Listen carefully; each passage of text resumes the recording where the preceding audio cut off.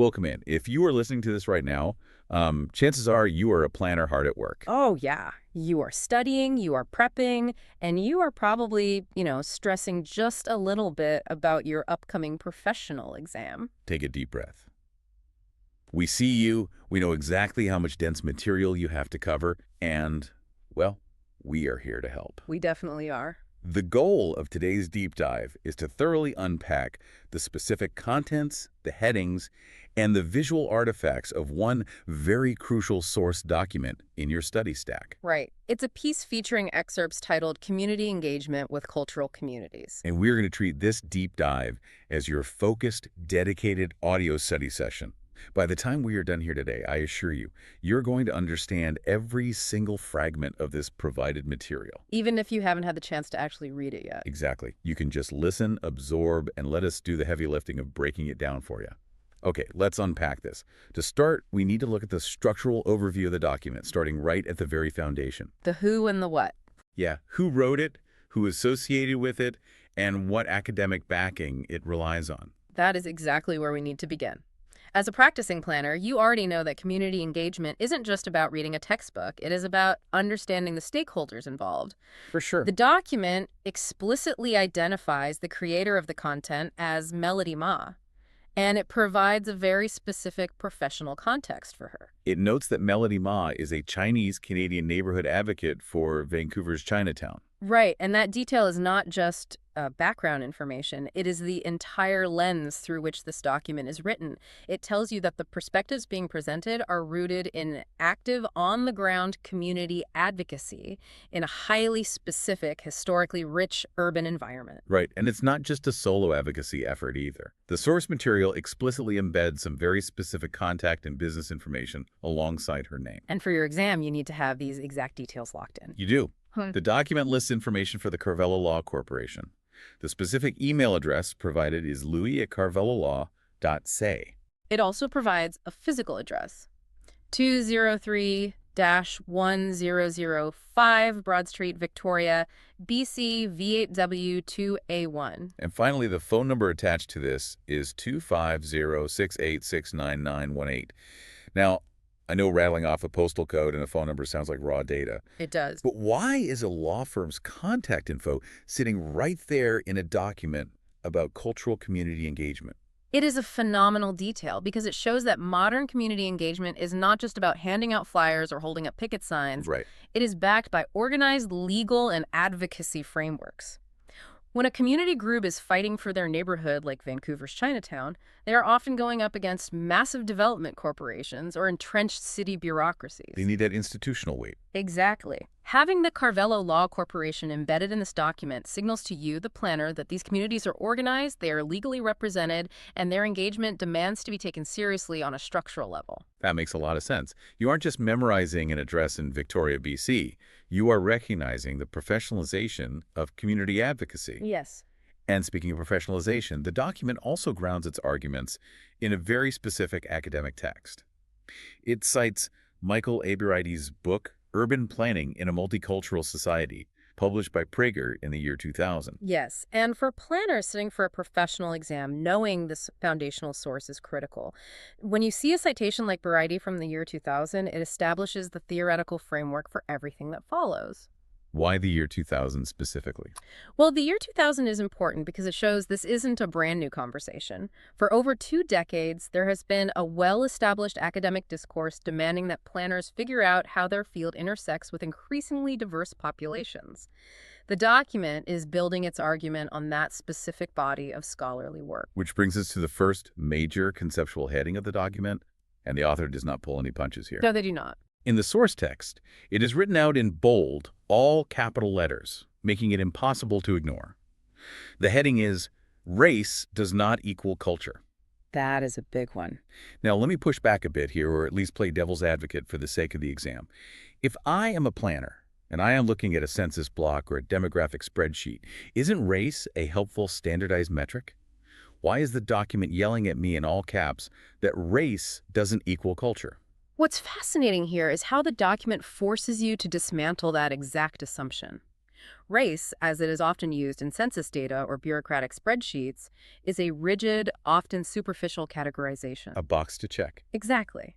But culture is lived reality. It is incredibly dynamic. Culture encompasses shared practices, histories, languages, economic realities, and deeply forged community ties. So they aren't interchangeable at all. Not even close. If a planner looks at a demographic spreadsheet and assumes that everyone who checks the same box for race shares the exact same cultural needs, they are making a massive structural error. So to put that in a relatable planning scenario, if a city is proposing a new public space or rezoning a neighborhood, and the planner assumes that one broad racial category dictates a uniform cultural response to that space, They have completely missed the mark. they fail before they even started. Precisely. Let's look at housing as a conceptual example. A planner might see a neighborhood that is predominantly of one racial demographic and assume standard single-family zoning is perfectly fine. Because that's the default planning tool. Right. But if they actually looked at the culture, which might heavily rely on multi-generational living, where grandparents, parents, and children all live under one roof, they would realize that traditional single-family zoning actually restricts and harms that community. The document is explicitly warning against treating a diverse group as a monolith based purely on race. That is a crucial distinction for the listener to keep in mind. You have to look at the nuance. And that flows perfectly into the next major section heading of the document, which reads, Urban Planning and Cultural Bias. And here is where we connect right back to that academic citation we mentioned earlier, Michael A. Baraidi's text. Right. This heading prompts planners to critically examine how traditional urban planning systems inherently carry the cultural biases of the dominant society.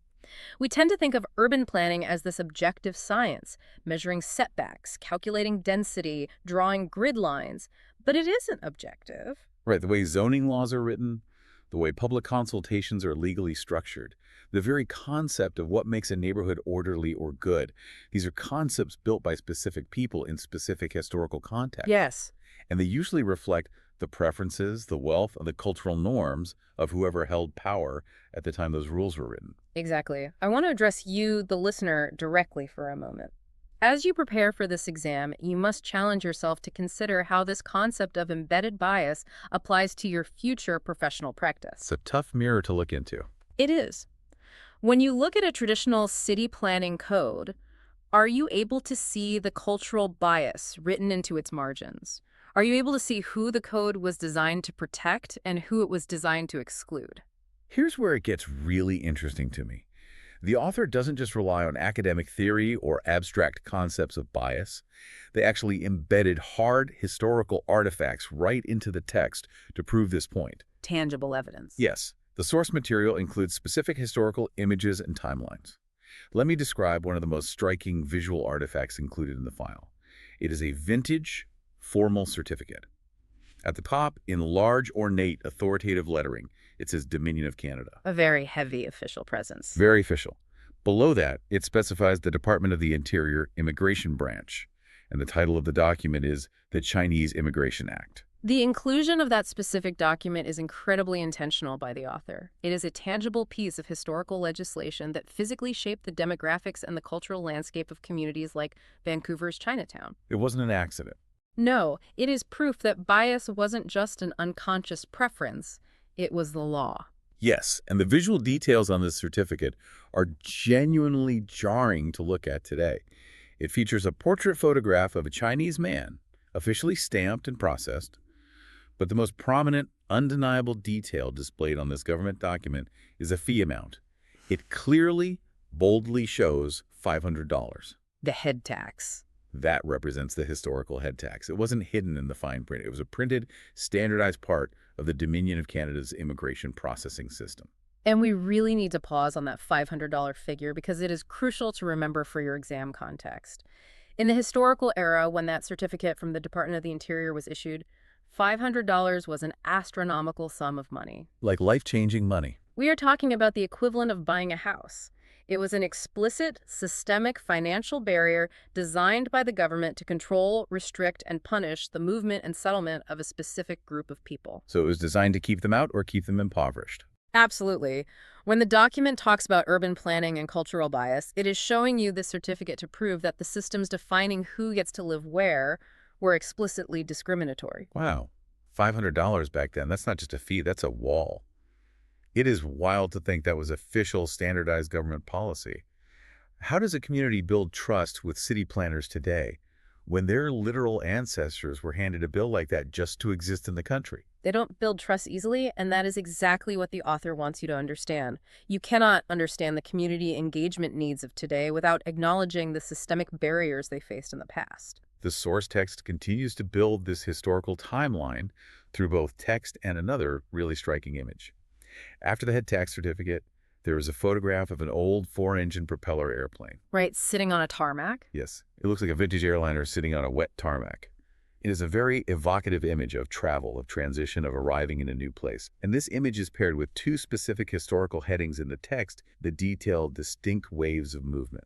Those headings are absolutely key to unlocking the whole document. The first one is Immigration from Hong Kong due to 1997 handover to China. And the second heading. The second heading simply reads, Immigration from mainland China. So we have the $500 Dominion of Canada certificate from the head tax era, and now we have an airplane photo paired with the 1997 Hong Kong handover. Why does a planner studying for a professional exam need to memorize these very different historical touch points? If we connect this to the bigger picture, it perfectly proves the initial point. Race does not equal culture. Planners must understand that a community is shaped by distinct historical waves of immigration. There aren't just one block of people who arrived yesterday. Exactly. Think about the massive difference in lived experience here. The people who arrived under the systemic, punishing financial barriers of the $500 head tax era experienced a completely different reality than those who arrived as a result of the geopolitical drivers of the 1997 Hong Kong handover. Right, someone leaving Hong Kong in 1997 might have been a wealthy investor or an established professional moving capital, whereas someone arriving during the head tax era was likely facing intense labor exploitation and institutional poverty. Completely different paradigms. And then you have a completely separate wave arriving later from mainland China, bringing their own distinct background. Exactly. These are distinct cultural cohorts. Mhm. They have different economic backgrounds, different historical traumas, different languages or dialects, and totally different relationships to government authority and city planning. So treating them the same is just lazy planning. Worse than lazy, it's destructive. If a planner lumps all these distinct groups into one generic Asian category on a census block, they are failing to see the actual community. The airplane image represents that movement and the reality that cities are built by successive, distinct arrivals of people, not just one monolithic group. Which asks a lot of the modern planner. If you accept the history and you understand that race isn't a monolith, and you recognize that your own planning tools might carry historical bias, how do you actually interact with the community? That is the ultimate test. Well, the text gives us another bold, all-caps heading to answer that. Tokenism is not community engagement. This might be the most direct, actionable warning in the entire document for a practicing planner. To illustrate this concept, the source material includes a series of blurred images. They show the shoulders, the backs of heads, and the blurred profiles of people gathered outdoors in a crowd. Right. You can't see their distinct individual faces, but you can feel the physical presence of a diverse group of people occupying a space together. It visually represents the physical reality of community members gathering. Those blurred images of the crowd are the perfect counterpoint to the concept of tokenism. Let's really break down this distinction because it is almost guaranteed to be a core competency on your exam. Let's do it.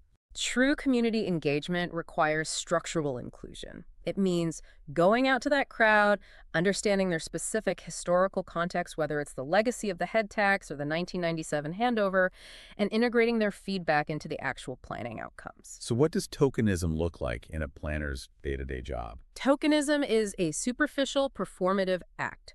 It is checking a bureaucratic box. Let's use a relatable scenario. Stop.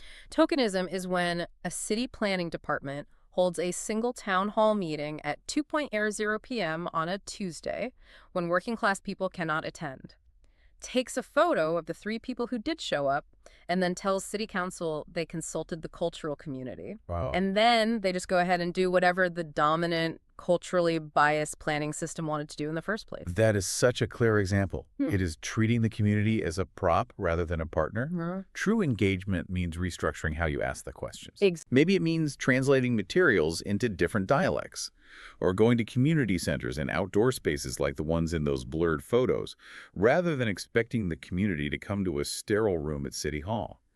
The images remind us that these are real people occupying real space, not just statistics to be managed. This raises an important question for you as the listener and the future planner. How will you design engagement processes that go beyond that 2.0 p.m. Tuesday town hall? How do you actually reach the crowd? How will you ensure that the diverse crowds represented in those blurred photographs are genuinely involved in shaping their own neighborhoods? The document is pushing you to realize that if you do not actively dismantle the cultural bias in your planning process, your community engagement will inevitably default to tokenism. That is a heavy realization, but an essential one for anyone entering this profession. And it leads us directly to the final heading provided in the source document.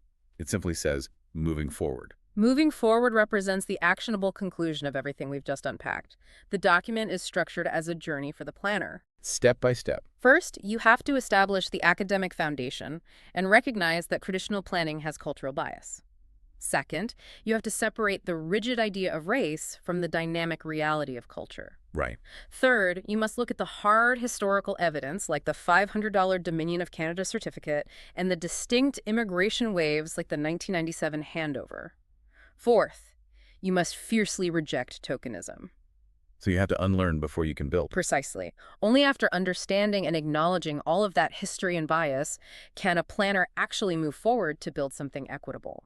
Applying these lessons to future practices is the ultimate goal of the text and the ultimate goal of your professional exam. We have covered a massive amount of ground today, and we want to make absolutely sure you have the key details locked in for your test.